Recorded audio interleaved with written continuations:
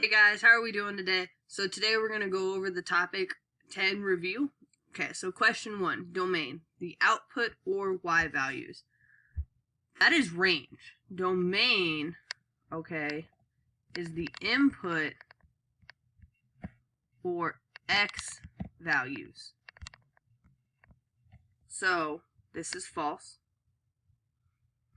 It's the input, okay? Input is x, output is y.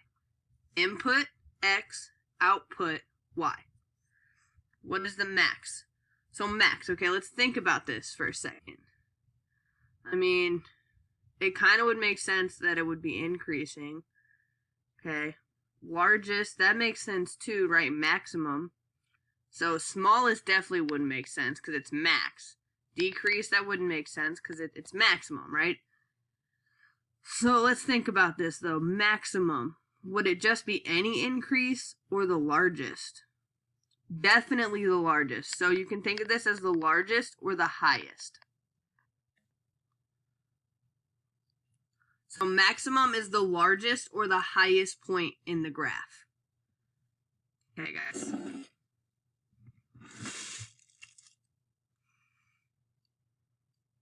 All right. What is the axis of symmetry? So the axis of symmetry is the line that cuts a shape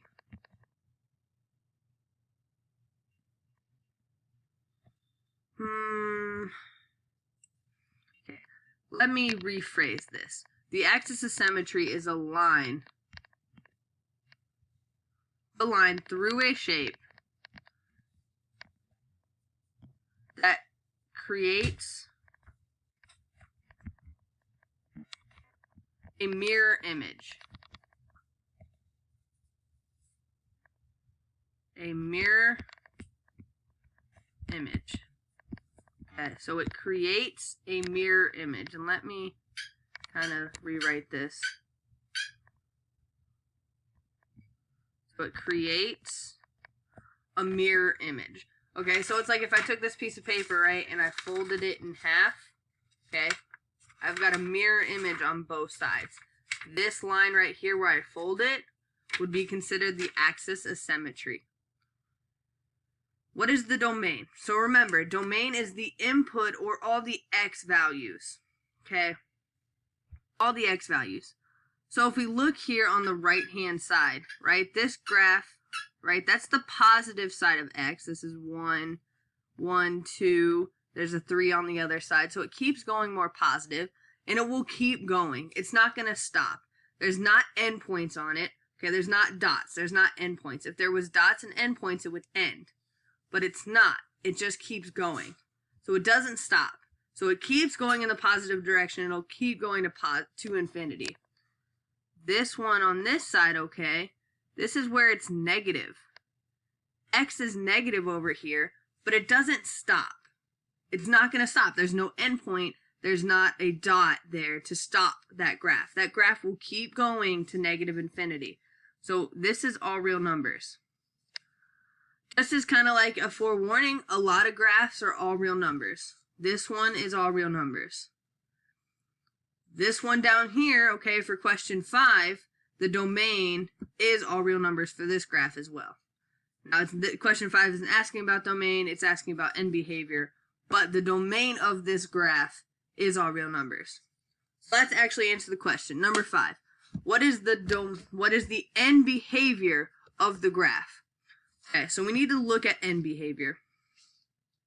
The way we do that, okay, is if we look here, okay, this is the positive side of x, okay? X keeps going more and more positive, and as x approaches, that means it's going to infinity. So as x goes to infinity, y, or f of x, okay, f of x equals y, f of x is also approaching infinity because it's going upwards. If it was going downwards, it would be negative infinity, but it's going upwards. So let's see. A says as x approaches infinity, so this first one, the first option here, says as x approaches infinity, f of x approaches negative infinity. That's not an answer. That doesn't work. Okay, as x approaches infinity, f of x approaches infinity. Okay, that one works. The second option, as x approaches infinity, f of x approaches infinity. Okay, that might work. Let's look at the last one. As x approaches infinity, f of x approaches negative infinity. So the last one doesn't work either. Now all we need to do is check the next two. So if we look on the left-hand side of the graph, okay, this is where x is going more negative. So this is where x is going to negative infinity on the left-hand side. So as x goes to negative infinity, f of x or y, remember we can use those words interchangeably, f of x is going up. It's going positive. So, this one. Okay. Alright. Now, let's go on to question 6. The transformation from f of x to g of x is a vertical shift up. So g of x equals to f of x plus 4 as the function f of x equals x squared. Okay. X squared, so this will be, so g of x is equal to f of x plus 4. Well, f of x is x squared, so that's x squared plus 4. Alright, let's think about this. Remember, it's really x minus h squared plus k. Now, we don't have, let me try to fit all this in, plus k. Okay, we don't have an h value in this graph, but we do have a k. And because k is positive, because it is plus 4, it is going to go up, not down. So it is a vertical shift up. So this means that's true.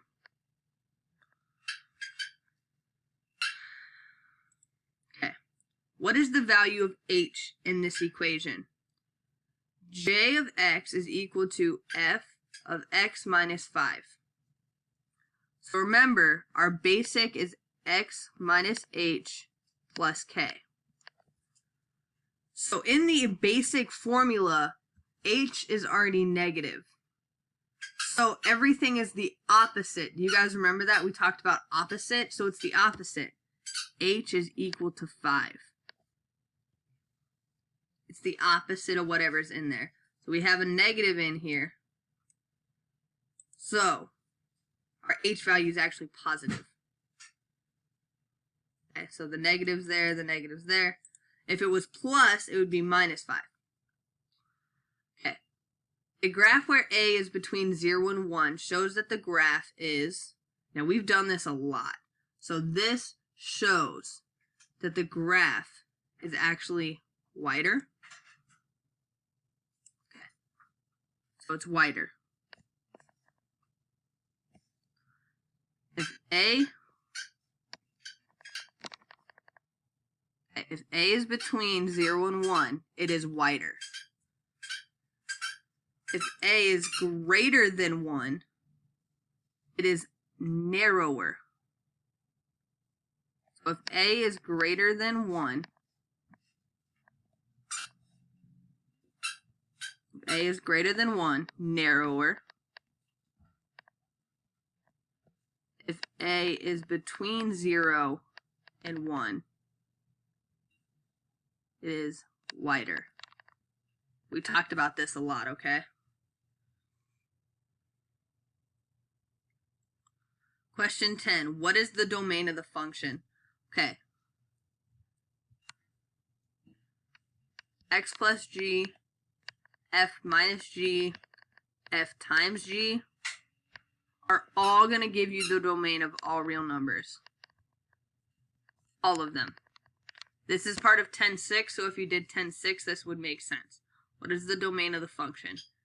G plus x, f minus g, and f times g all have the same. It's all the same. It is all real numbers. Evaluate the expression g plus, or f plus g. So we need to add these together, okay? So we need to do f of x plus g of x. And we can actually line these up. We can do f of x just like you would in like elementary school when you started learning to do like 5 plus 6. So I think the big thing here is the fact that g of x has an x squared, but f of x does not. And what I saw the issue with is a lot of you guys were adding x squared with 3x, and that's not the way it works. We have to line it up correctly. X has to go with x squared has to go with x squared, and numbers that don't have x, which are constants, need to go with numbers that don't have an x. So let's put f of x on top. We'll have 3x plus 4. And then on the bottom, it'll say x squared minus 5x plus 2. I want you to pay attention to how I line that up. Okay? This one has an x. This one has an x. This does not have an x. Oops. This one does not have an x. Okay. See if I can change color. Ooh, I can't. This does not have an x, and that 4 and 2 don't have an x. They are like terms. Okay? 4 and 5x are not like terms. X squared does not have a like term. So we'll just keep going. 4 plus 2 is 6. 3 minus 5 is negative 2x. And then we don't have anything out front here, so we just bring down the x squared. Okay, guys. Just bring down the x squared. Now this is our last question, and it asks us to evaluate the expression if f of x equals minus x plus 6 and g of x equals 5x. Find g of f of 2. So we need to work the inside out. So you have to plug in 2 for f first. So we need to do f of 2 equals to negative 2 plus 6. Okay, we work inside outward. F is in the middle. It's inside the parentheses or those brackets. So we have to work inside the brackets and then work our way out. So f of 2 equals to negative 2 plus 6. That's 4. So now that we know what f of 2 is, we can plug it in for g. G of 4 is equal to 5 times 4. And 5 times 4 is 20. Like I said, I want you guys, inside out. F is in the middle. So we start in the middle. And then we go outwards. All right, guys. Thank you.